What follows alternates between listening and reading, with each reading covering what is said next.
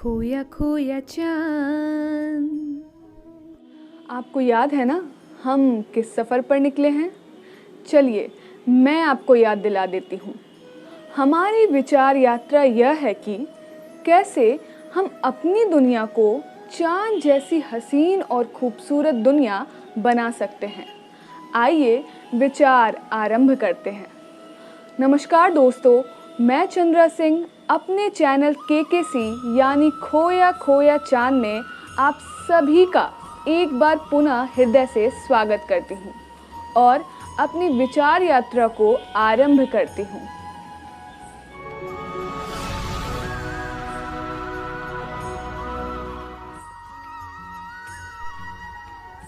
दरअसल परमात्मा ने हमारी भी दुनिया को उतना ही मनोहारी और आकर्षक बनाया है जितना हम काल्पनिक चंद्रलोक को समझते हैं। आखिर हमारी दुनिया में क्या कमी है? यहाँ भी झरने कलकल करते मधुर संगीत की तान छेड़ते हैं। पर्वत अपने मनोरम दृश्य से सबको मुग्ध करते हैं। नदियाँ शांत एवं मंथर गति से जीवन संचालन का संदेश देती है, तो सागर विजय का उद्घोष करता प्रतीत होता है। प्रकृति में फूल, बाग, बगीचे अपना सौंदर्य बिखेरते हमारे स्वागत के लिए बाह फैलाए यत्र तत्र खड़े हैं। अन्यथा हम कश्मीर को धरती का स्वर्ग क्यों कहते हैं? कहने का तात्पर्य यह है कि हमारी दुनिया हसीन तो है ही और वास्तविक भी। यह कोई काल्पनिक दुनिया नहीं है जिसमें हम जीने की कल्पना कर रहे हैं। यह तो हम मानव हैं जो इस हसीन दुनिया को बदसूरत और नर्क बना रहे हैं। कभी कभी मैं सोचती हूँ कि हमसे भले तो वन्य जीव हैं जो प्रकृति को वैसा ही खूबसूरत एवं जीवंत बनाए हुए हैं जैसा कि मूल रूप में परमात्मा ने दिया था। आज भी पक्षियों की चहचहाहट और तितलियों का उन्मुक्त विचरण मन को मोह लेता है। सारी गड़बड़ी हम फैला रहे हैं जो अपने को विवेकशील कहते हैं। आखिर हम इतने उन्मादी क्यों हैं? हमारा असंतोष इतना बड़ा क्यों है? हम किस चीज़ के पीछे पागल हैं? हम क्या हासिल करना चाहते हैं और किसी भी कीमत पर? कृपया इस पर बहुत ही गंभीरता से और समय रहते विचार करने की आवश्यकता है, अन्यथा हम अपनी स्वर्ग सी धरती को नेस्तनाबूद न कर दें। वैसे हमने अपनी बर्बादी के सारे इंतजाम कर रखे हैं। हमारे हाथों में इतना परमाणु बम का जखीरा जमा हो चुका है कि इस प्यारी धरती का अस्तित्व ही मिनटों में मिट जाए। आखिर हम कहाँ जा रहे हैं? इस पर विचार नहीं किया जाना चाहिए? शांति शांति शांति, ओम शांति शांति। दुनिया का वर्तमान रंग रूप देखकर मन घबरा उठता है। ईश्वर हमें विवेक दे, मन को शांति दे।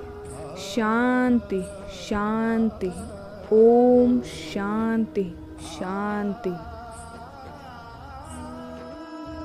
दोस्तों, जीवन में यदि सबसे ज़्यादा किसी चीज़ की आवश्यकता है तो वह है शांति। शांति की इस महत्ता को हमारे रामायण युग में एवं हमारे महाभारत युग में भी चित्रित किया गया है।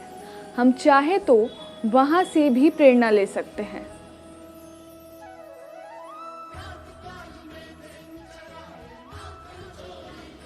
रामायण युग में भगवान राम की सौतेली माता कैकेयी ने अपने पुत्र भरत के लिए अयोध्या के राज्य एवं कौशल्या पुत्र राम के लिए वन गमन की मांग रखी तो मर्यादा पुरुषोत्तम राम ने कोई तांडव नहीं मचाया, बल्कि उसे अपने माता पिता का आशीर्वाद मान सिरोधार्य किया।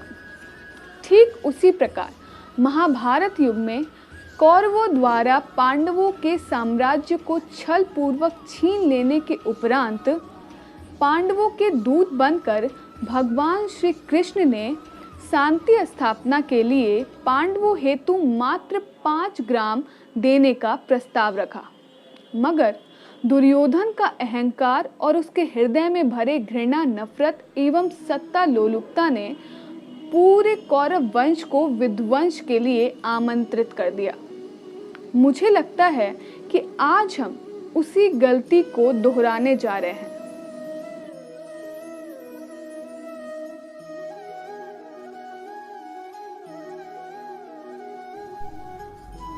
और दोस्तों, मुझे दुख है कि हम ये सब कुछ धर्म के नाम पर करने जा रहे हैं।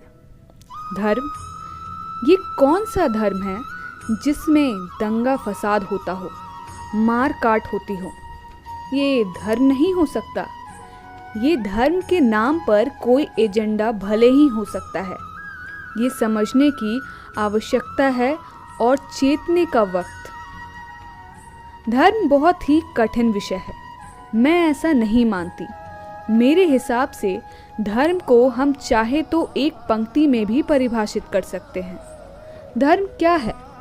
It is so simple.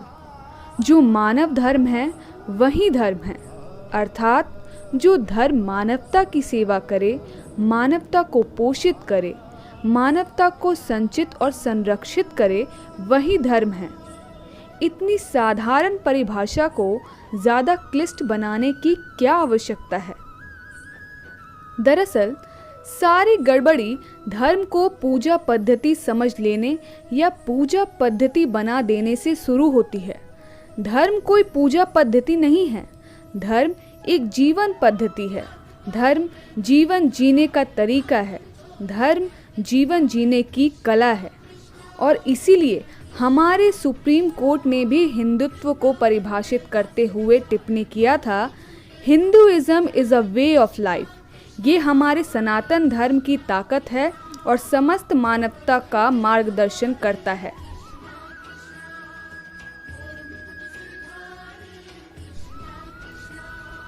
धर्म के नाम पर फसाद के पीछे धर्म की धारणा का जो मूल है, धर्म की धारणा की जो आधारशिला है, उसका गलत होना है।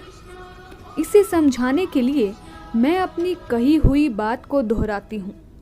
धर्म मानव के निमित्त होना चाहिए, जबकि कुछ धर्म में मानव को ही धर्म के निमित्त बना दिया गया है और इसीलिए वे धर्म मानव को अपने धर्म के लिए जीने मरने की शिक्षा देते हैं।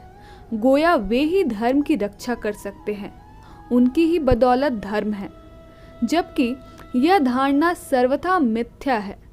धर्म तो एक शाश्वत चीज़ है जो मानव को मरने की नहीं, जीने का ज्ञान देता है।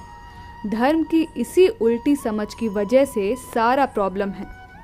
धर्म कोई सत्ता नहीं है जिसके हिफाजत की ज़रूरत है और उसके लिए कमांडो तैनात करने की आवश्यकता है। पर आज यह हो रहा है और बड़े ही दुख और आश्चर्य का विषय है कि जो धर्म मानव के लिए होना चाहिए, हमारे कुछ धर्मों ने मानव को धर्म की रक्षा के लिए मानव बम तक में तब्दील कर दिया है।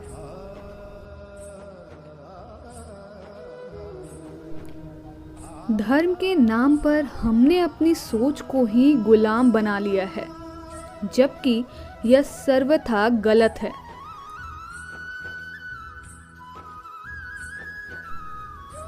मैंने पहले भी कहा है कि धर्म बंधन नहीं है, धर्म मुक्ति है।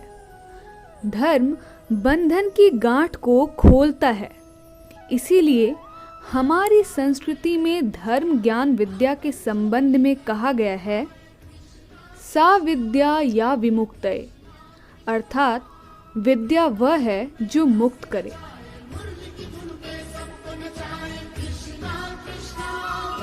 तो आइए दोस्तों, आज हम अपनी इस विचार यात्रा को यहीं विश्राम देते हैं और ये भी विचार करते हैं कि कैसे हम बंधनों से मुक्त होकर अपनी इस दुनिया को स्वर्गादपि गरीयसी बना सकते हैं।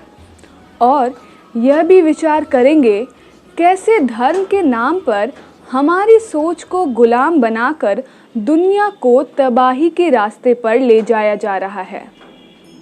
तो इसी विश्वास के साथ आपको छोड़ते हैं कि हम अपनी सनातन संस्कृति के मार्गदर्शन में उस खोए चांद को पुनः अवश्य प्राप्त कर लेंगे।